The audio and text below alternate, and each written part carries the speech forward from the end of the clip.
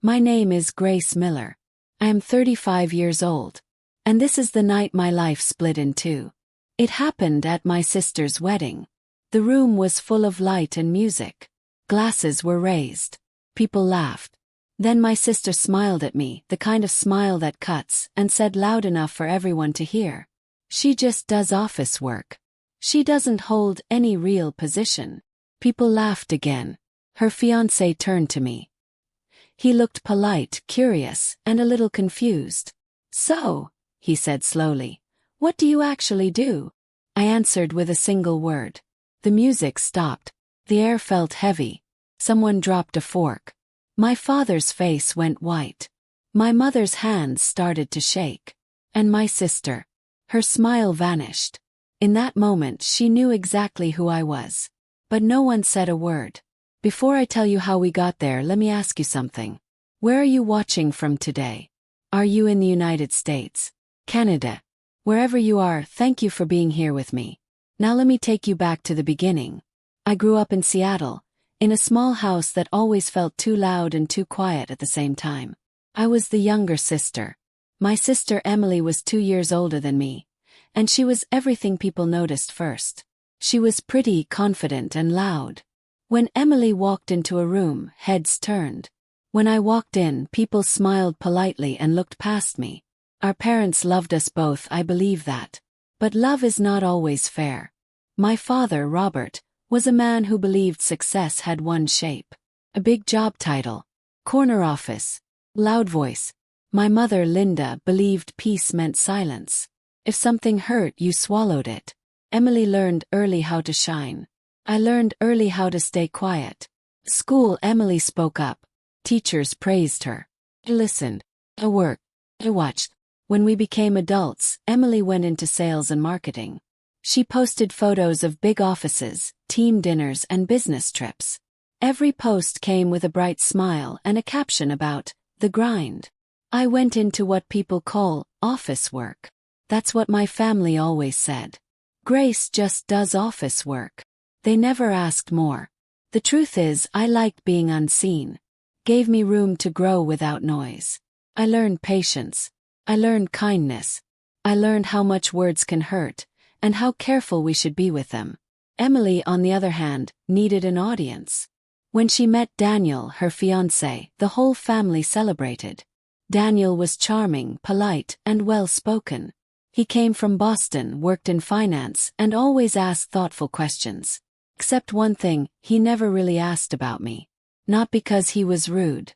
Because Emily always answered for me. She's just helping out at an office.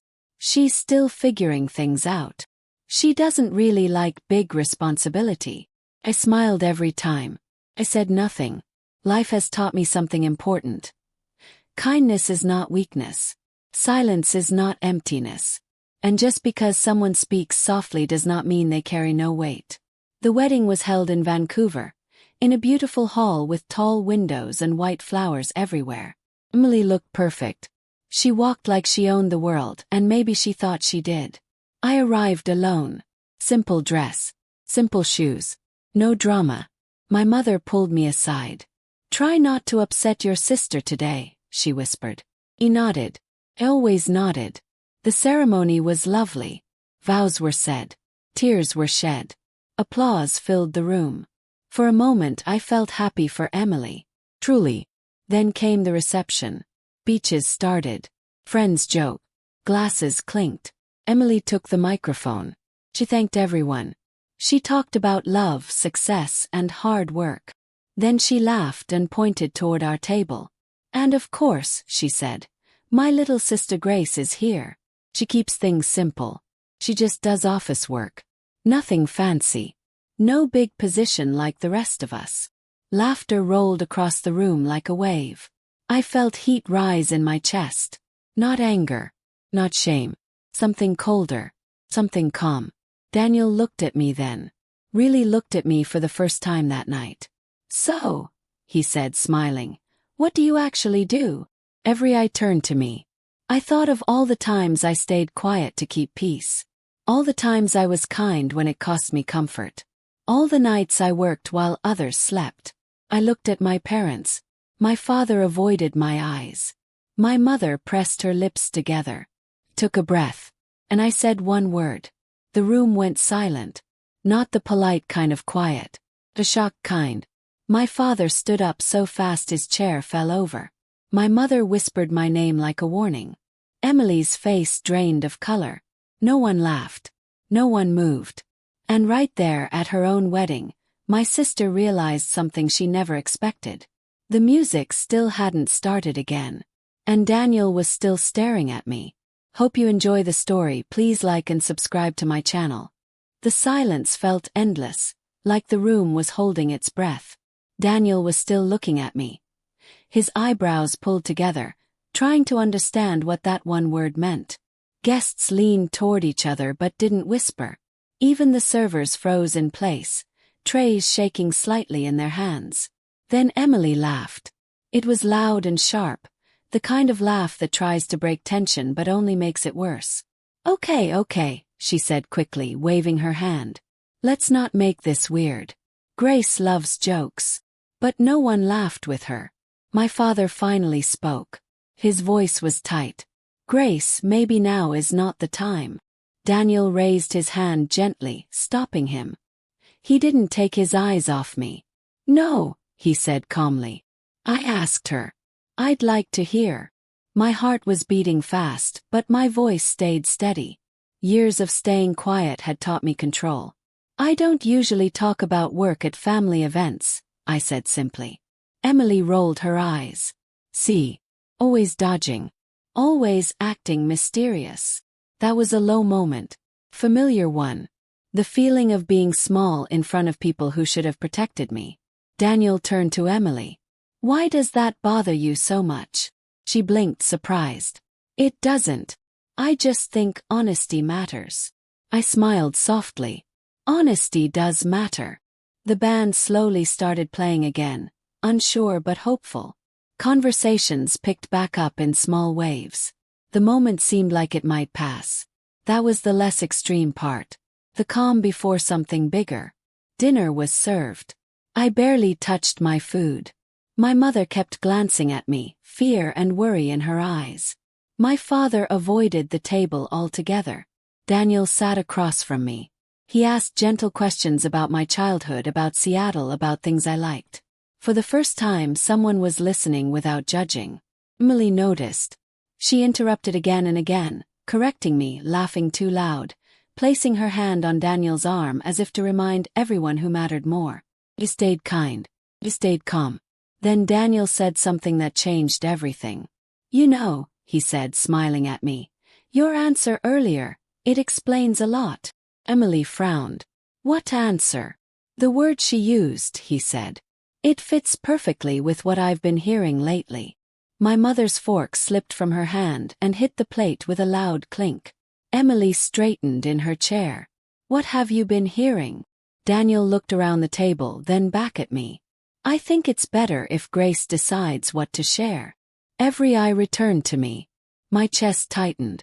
Not with fear this time, but with truth pressing against the door. I opened my mouth to speak. And suddenly, my father slammed his hand on the table. That's enough, he said, his voice shaking. This conversation ends now. The band stopped again. People turned.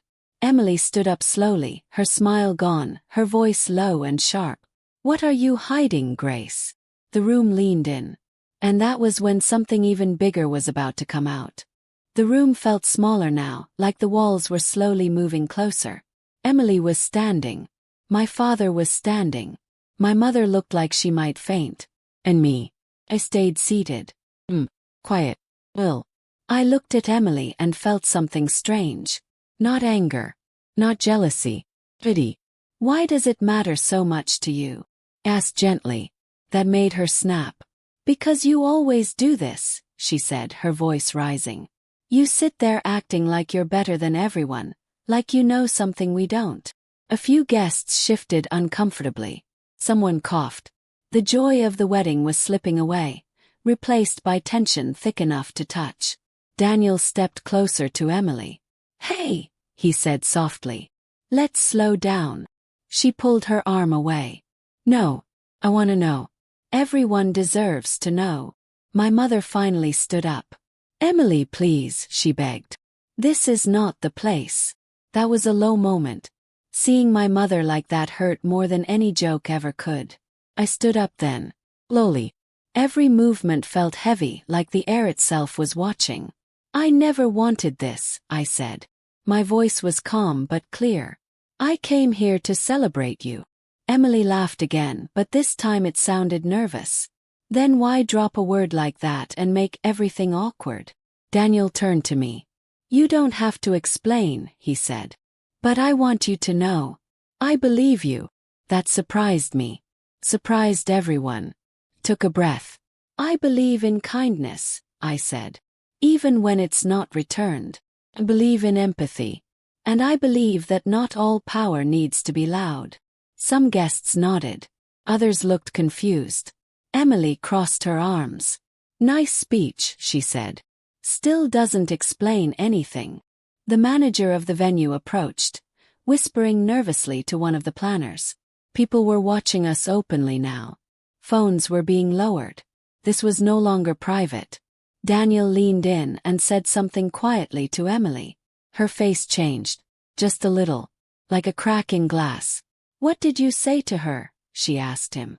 I asked if she ever wondered how some things in her life became so easy, he replied. Emily's eyes widened. What things? Daniel looked at me again. That job offer you got last year, he said. The one that came out of nowhere. The office space. The sudden investors. Emily's mouth opened, then closed. My father grabbed my arm. His grip was tight. Grace, he whispered urgently. Please. Stop this. I gently removed my arm. I'm not doing anything, I said. The truth has a way of standing on its own. That was a high moment. Not loud, but powerful. Emily shook her head. No, that's not possible. My mother started crying softly. Daniel took a step back, realizing the weight of what was happening. I think we need some air, he said. But Emily didn't move. She stared at me like she was seeing me for the first time. Not as a shadow, not as a joke, but as a question she was afraid to ask. You, she whispered. It was you. I didn't answer. Silence filled the room again. Then someone at the back spoke loudly without meaning to. Did she just say? My father turned sharply toward the sound. That's enough, he shouted. The band leader looked helpless. The wedding planner looked panicked. This was spiraling. I raised my hand slightly. Please, I said. I don't want to ruin this day.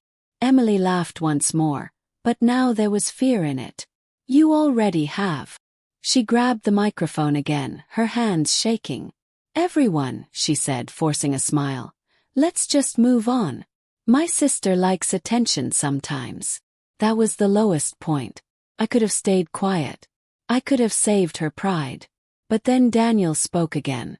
Emily, he said slowly. There are documents. Records. I saw them.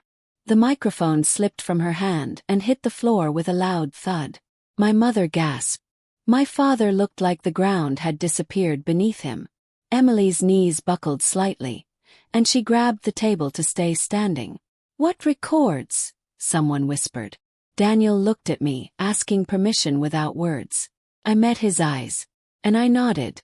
That's when the real storm began. The room felt like it was about to break apart. Daniel's words hung in the air. Documents. Records. People were no longer pretending not to listen. Chairs turned. Heads leaned in. The wedding felt forgotten, like it belonged to another day, another life. Emily's voice came out thin. What are you talking about? Daniel didn't answer her right away. He looked at me again, giving me space. Giving me respect. That was a small moment, but it mattered.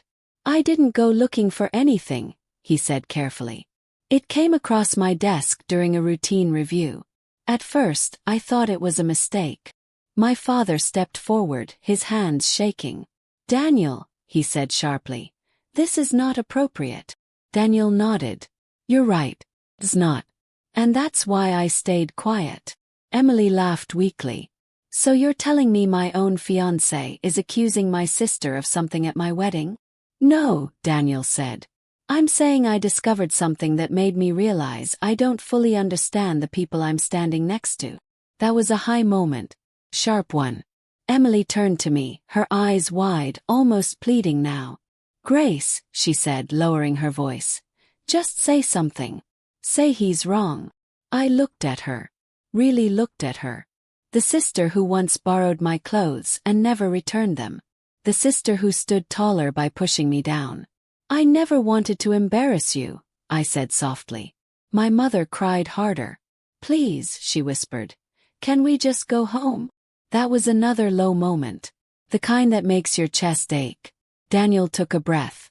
The truth doesn't disappear just because we're uncomfortable, he said. I need honesty if I'm going to build a life with someone. Emily's voice broke. So you believe her over me? I believe facts, he replied gently. People began murmuring openly now. The planner tried to calm the room, but no one was listening. My father suddenly looked tired. Smaller than I had ever seen him. Grace, he said, almost begging, enough. I shook my head. I didn't start this. Emily slammed her hand on the table. You always do this, she shouted. You act small, then destroy everything. I stepped closer to her. I didn't destroy anything, I said. I built something. Quietly. That sentence hit her harder than any insult ever could. She took a step back. Daniel turned to her. Emily, there are accounts connected to her name. Decisions signed by her. Companies you've benefited from. Emily looked around wildly. This is insane, she said. She can't even speak up at dinner. How could she be? She stopped herself. The room froze again. She had almost said it. Everyone felt it. My mother covered her mouth. My father closed his eyes. Emily's face twisted, anger mixing with fear. No, she whispered. That's not possible. I stayed quiet. Silence had always been my strength. Daniel reached into his jacket, then stopped. Not here, he said. This isn't the place. That choice changed everything. Emily stared at him. You're taking her side. I'm taking the side of truth, he replied. Emily laughed again, but now it sounded empty. You're ruining my wedding. Daniel shook his head. No, he said.